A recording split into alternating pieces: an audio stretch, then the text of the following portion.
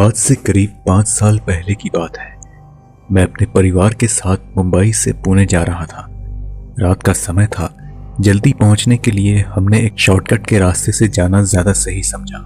उस रास्ते से हम पहले कभी नहीं गए, इसलिए मैंने गूगल मैप्स की मदद से उस रास्ते का पता लगाया। वहां पहुंचने पर हमें एक नो एंट्री का बोर्ड दिखाई दिया, पर हमने उस पर कोई ज्यादा ध्यान नहीं दिया। मैंने कई बार सुना था कि ये रास्ता छलावे के लिए मशहूर है और शाम के बाद यहाँ पर कोई नहीं आता, मगर हमें पुणे जल्दी पहुंचना था, इसलिए उस वक्त हमें जो सही लगा हमने वही किया। वहां पर एक बूढ़ी औरत हमें दिखाई दी। हमने उससे इस रास्ते के बारे में पूछा तो उसने कहा कि यह रास्ता पुणे की तरफ ही जाता है। हम थोड़ा आगे चले ही थे कि तभी वो बूढ़ी औरत अचानक गायब हो गई। मैंने पापा को जब ये बात बताई तो उन्होंने कहा कि ये मेरा वहम है, पर तभी अचानक मेरे दादाजी को एक काला साया तेजी से हमारी गाड़ी की तरफ बढ़ता हुआ दिखाई दिया, लेकिन उनकी बात पर किसी ने ध्यान नहीं दिया। थोड़ी देर बाद एक आदमी बाइक पर अचानक गन लेकर हमारी गाड़ी के सामने आ खड़ा हुआ। वो काफी गुस्से में था। उसने हमें रोकने की भी कोशिश की। इससे पहले कि वो हमें कुछ कहता, पापा ने तुरंत गाड़ी आगे बढ़ा ली। थोड़ा आगे चलने पर हमारी गाड़ी अचानक खराब हो गई और बाद में एक अज्ञात शख्स हमारी गाड़ी का दरवाजा खटखटाने लगा और बोला, साहब, मैं अंधेरे में रास्ता भटक चुका हूं, क्या आप मुझे पहुंचा देंगे? मैं एक कार मैकेनिक हूं, आप चाहें तो मैं आपकी गाड़ी ठीक कर सकता हूं।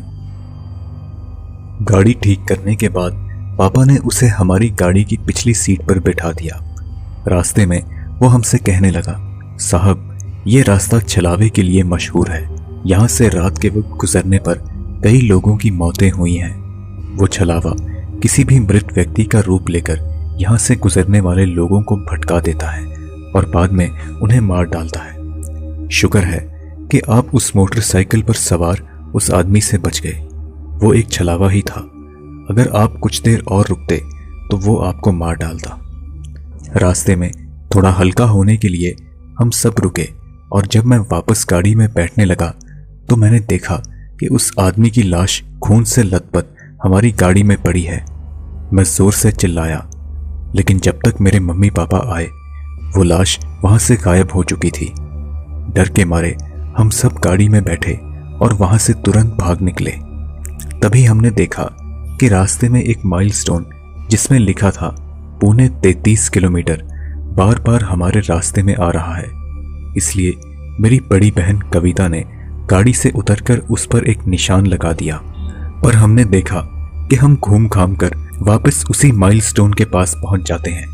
हम कुछ देर के लिए वहीं पर रुके और तभी कुछ ही दूर हमें एक रोशनी दिखाई दी।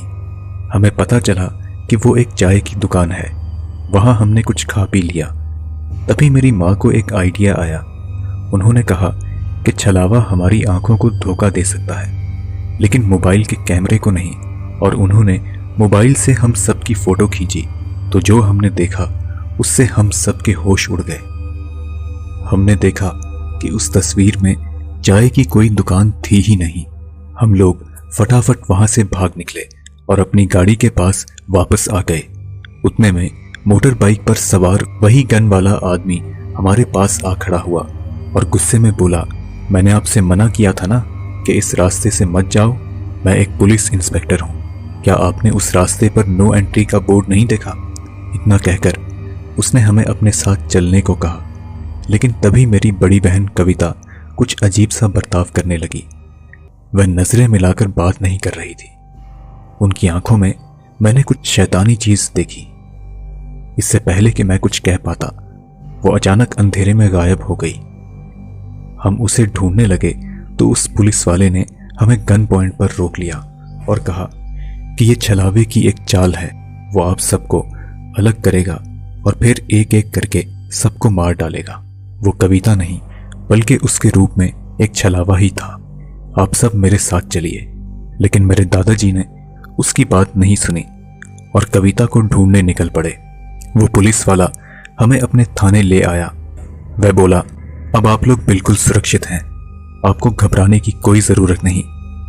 दरअसल जिस आदमी को आपने लिफ्ट दी थी उसकी मौत आज से 1 हफ्ते पहले एक्सीडेंट में हो चुकी है। यह सुनकर हम लोग बेहद चौंक गए। तभी हमने दादाजी को वहां आते हुए देखा, लेकिन उनका बर्ताव देखकर हम सबको कुछ अजीब लगा। कविता की तरह वह भी हमसे आंखें मिलाकर बात नहीं कर रहे थे। हमने फटाफट दरवाजा बंद कर दिया और मम्मी ने मोबाइल फोन से जब दादाजी की तस्वीर निकाली तो देखा उस तस्वीर में कोई नहीं था। हम तुरंत समझ गए कि अब छलावे ने दादाजी का रूप ले लिया है। उतने में कविता भी हमें ढूंढते हुए हमारे पास आ पहुंची। शुक्र की बात यह थी कि वो बिल्कुल सही सलामत थी। उसने कहा कि जब हम लोग चाय की दुकान से भाग रहे थे तब वह अचानक अंधेरे में रास्ता भटक चुकी थी और किसी तरह हमें ढूंढते हुए हमारे पास आ पहुंची। अगली सुबह उस पुलिस वाले की मदद से हम वहां से निकलने में कामयाब रहे, लेकिन उस माइलस्टोन के पास जहां हमारी गाड़ी खड़ी थी वहां हमें दादाजी की लाश मिली। इस हादसे में मैंने अपने दादाजी को खो दिया। साथ ही साथ जिस पुलिस वाले ने बचने में हमारी मदद की थी उसको बाद में फिर कभी नहीं देखा गया। दोस्तों, आप मेरे इंस्टाग्राम अकाउंट पर मुझे फॉलो कर सकते हैं, जहां पर आप मुझे पर्सनली मैसेज भी कर सकते हैं। आप अपने विचार हमें कमेंट्स के माध्यम से जरूर बताएं। अगर आपको ये वीडियो पसंद आई तो इसे लाइक और शेयर जरूर करें। हम जल्द ही आपसे अगली वीडियो में मुलाकात करेंगे।